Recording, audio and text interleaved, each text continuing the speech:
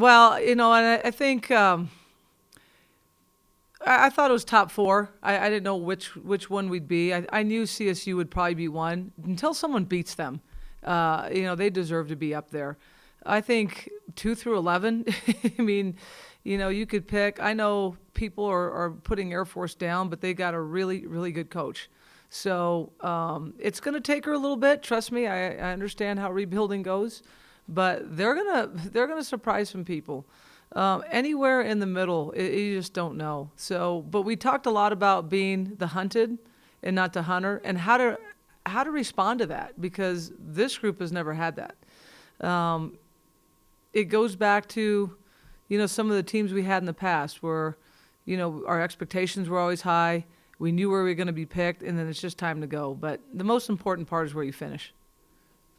Team's reaction, coach. Have you guys talked to them about it? How do you approach this? I have no idea, and we're off today. So tomorrow we'll, talk a little bit about it before, congratulate Khadijah and Janin because that's well deserved for both of them, and then get on to business as usual. I mean, it's a neat thing to come out, whether you're picked 2 or 9, and we've been picked twice. I mean, that's where we've been, and then somewhere in the middle. But now it's just time to go to work. All this preseason stuff is over, and it's good.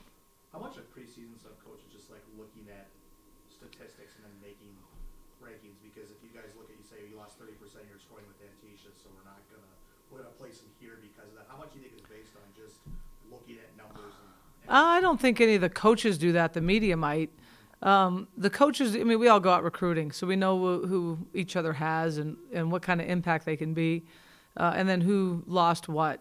Boise State has the majority of their players back. I think they've had 10 players back. We have the majority of our players back. So I think people looked at that. Colorado State's very good. So even though they lost a lot, and in Grit Rider too, they still have a pretty good team, and they're still the team to beat. I think you look at statistics when you're looking at newcomer of the year or freshman of the year, you just don't know. I mean, that stuff you have no idea.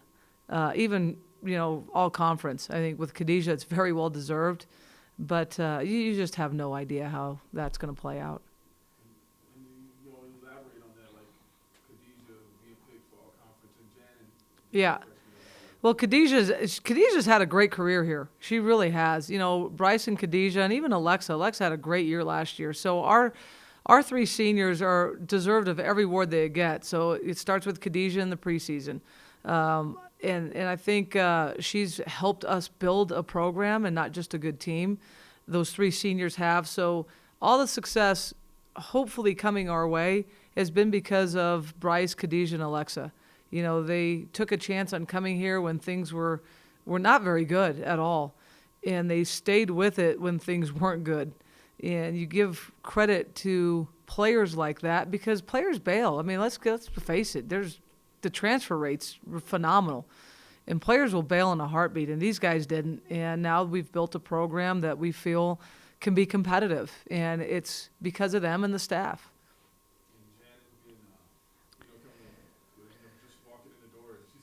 Yeah, Janen's a coach's kid, so Janen has a high basketball IQ. She has a high motor.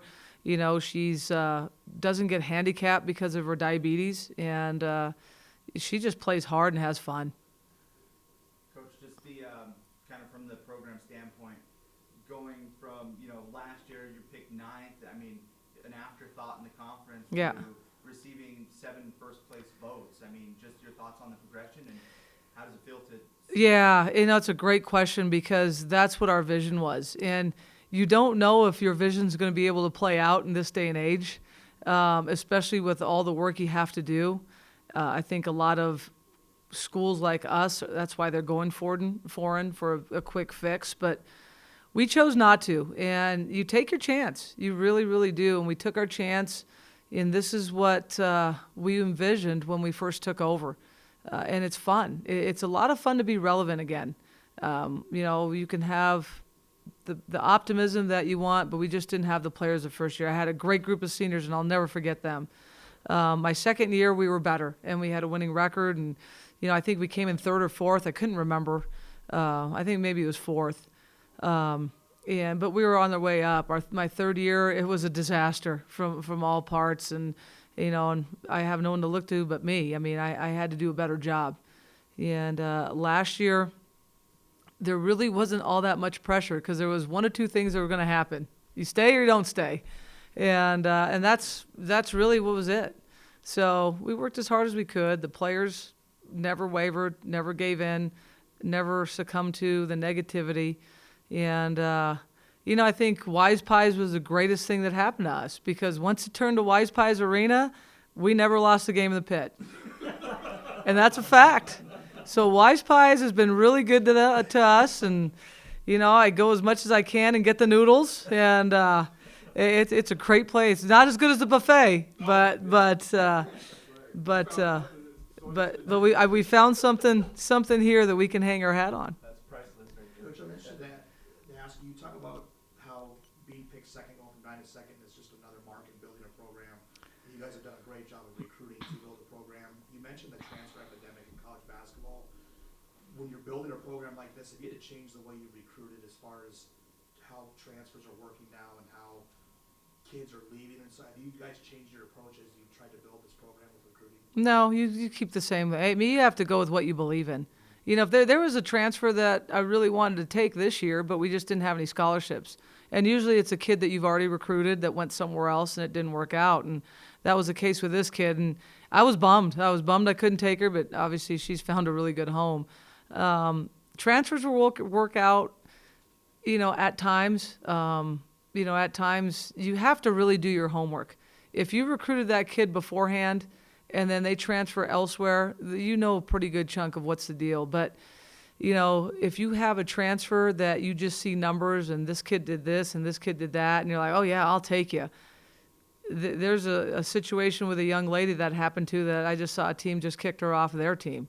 So you've got to do your homework because, I took some chances and we haven't, everybody hasn't stayed that was invited here, in the beginning, and that's by design in some respect. But, you take your chances. I wouldn't change anything. I wouldn't do anything any different. I think we've done it the right way. A lot of credit goes to my staff. A lot of credit goes to the players. But a lot of credit goes to Paul and Janice because there is a quick trigger in college athletics.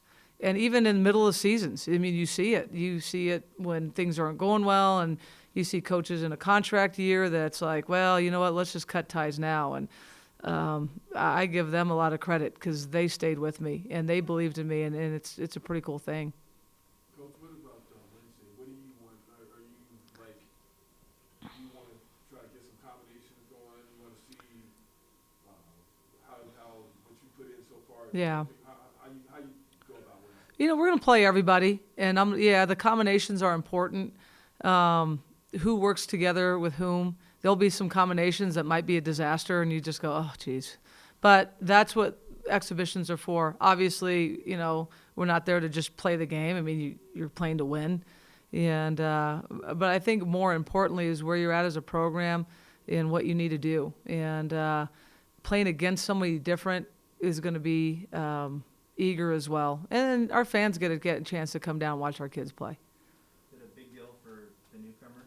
Always is. The Oval Hal, incredible. Players come here because of the fans. They do. And obviously our academics are incredible. We've got very, very good professors, and we got very good programs.